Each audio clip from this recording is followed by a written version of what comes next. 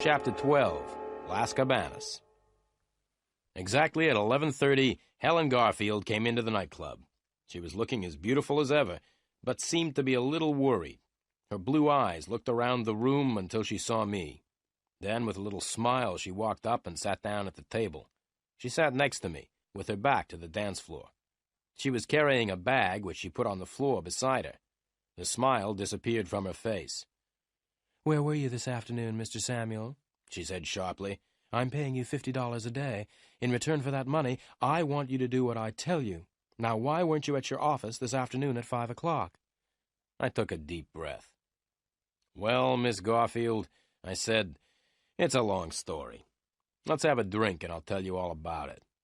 A waiter came over and I ordered some drinks. When the waiter had gone, the beautiful blonde girl said, "Come on, Mr. Samuel, tell me." "Okay," I said, "but stop calling me Mr. Samuel. Call me Len. All my friends call me Len." "I'm not a friend of yours, Mr. Samuel," the blonde girl said in a voice like ice. "I'm paying you a lot of money to work for me." $50 a day doesn't allow you to be rude to me," I replied quietly. "In the last 24 hours, I've been hit on the head and suspected of murder." "What do you mean?" the girl said and leant towards me. "Murder?" Just then, the waiter brought the drinks, and we sat in silence until he had gone. Then I told Helen Garfield about my visit to her sister's apartment in the Manson building. I told her about the two men who had caught me there. Helen Garfield listened in silence. "Do you like the band, Miss Garfield?" I asked. "I didn't come here to talk about the band," the blonde girl said angrily. "The band has got a new drummer tonight," I said, "because I found the old drummer dead in his bath this morning." The blonde girl turned around quickly to look at the band. She said something to herself, which I didn't hear. She lifted her right hand and started stroking her hair. She looked sad and very worried. What was the dead man's name?" Helen Garfield asked. "Greep," I said. "Benny Greep. I don't suppose that you know Benny Greep, do you?" Helen Garfield shook her head. "No," she said. I told her what had happened at the police station. Then I told her about the policeman who had followed me in a yellow car. "Do you think they're still following you?" the blonde girl asked quickly and looked around the club. I told her how I had got away from the yellow car. "Now, Miss Garfield," I continued, "it's time for me to ask you a few questions. There are some things about your sister's disappearance which worry me. I want to ask you about them." "All right," she said, "but I don't think I can help you.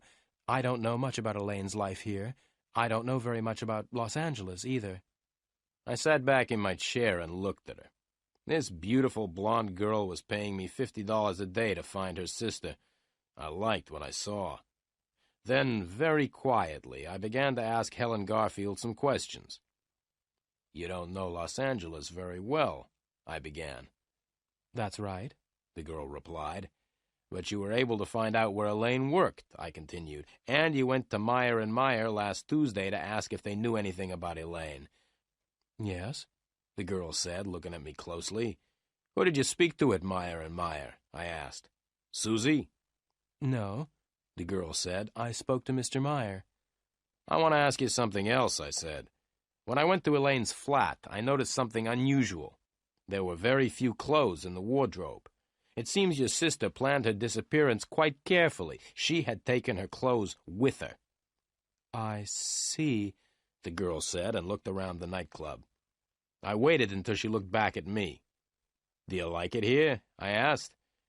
"Yes," she said. "I like it too," I said, "but there's something else which is worrying me. Do you mind if I ask you one more question?"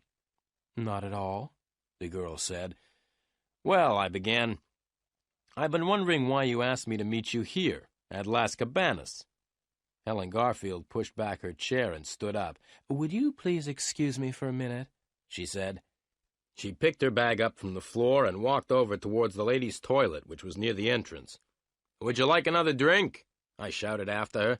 "Yes, please," she shouted back over her shoulder. I ordered 2 more drinks and sat back in my chair. I looked around the nightclub. It was almost midnight.